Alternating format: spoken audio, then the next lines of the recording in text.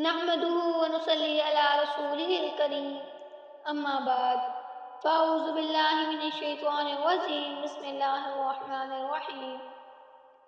میرے تمام معزز ناظرین کو السلام علیکم۔ آج میں آپ سب کے لیے ایک بہت ہی خاص ترین اور مجرب وظیفہ لے کر آئی ہوں، ان تمام بہن بھائیوں کے لیے جو زندگی کی پریشانیوں سے تنگ آ گئے ہیں، جو زندگی کی مشکلوں سے مایوس ہو گئے ہیں، زندگی سے مایوس ہو گئے ہیں۔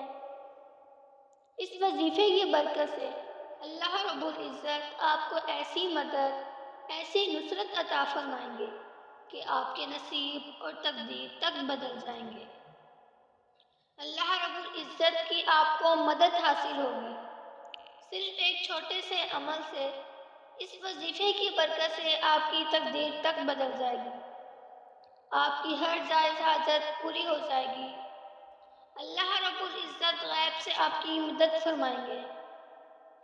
اس وظیفے کو آپ سے شیئر کرنے سے پہلے میرے چینل پر نئے آنے والے تمام ویور سے گزارش ہے کہ وہ میرے channel learn Quran with Aliza Noor کو سبسکرائب کریں، بیل آئیکن کو پریس کریں تاکہ میری ہر نئی آنے والی ویڈیو آپ تک سب سے پہلے اور بآسانی پہنچ سکے۔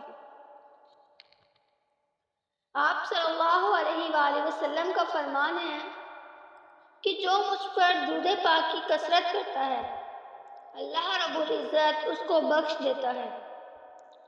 آپ صلی اللہ علیہ وآلہ وسلم نے فرمایا، جو مجھ پر 10 مرتبہ درود پاک پڑھتا ہے، اللہ رب العزت اس پر 100 رحمتیں نازل فرماتا ہے اور اس کے 100 درجات بھی بلند فرما دیتا ہے۔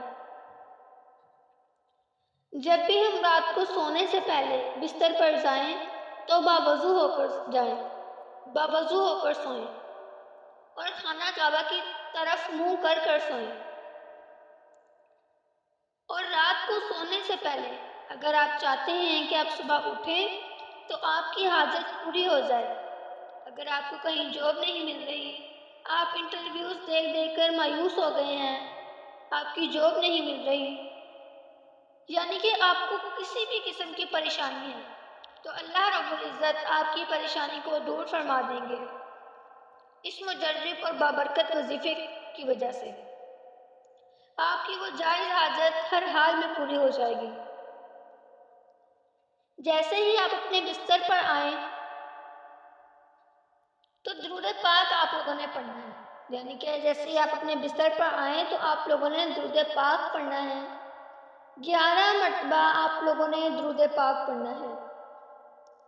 11 مرتبہ درود پاک پڑھنے کے بعد آپ نے اپنے سیدھے ہاتھ کی انگلیوں پر گنتے ہوئے 15 مرتبہ سورۃ الفاتحہ پڑھنی ہے۔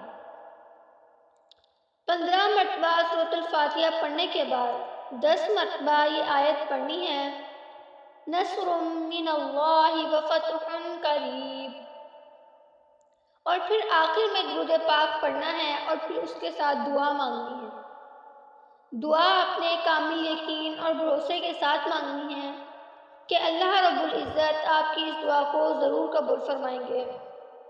اللہ رب العزت کی بارگاہ الہی میں آپ کی یہ دعا ضرور قبول ہوگی۔ اس یقین کے ساتھ آپ نے یہ عمل کرنا ہے اور یہ دعا مانگنی ہے جو بھی آپ کی حاجت ہوگی۔ انشاءاللہ اللہ رب العزت کے حکم سے آپ کی ہر جائز حاجت پوری ہو جائے گی۔ آپ دیکھیں گے کہ آپ کے نصیب اور تقدیر دونوں بدل جائیں گے۔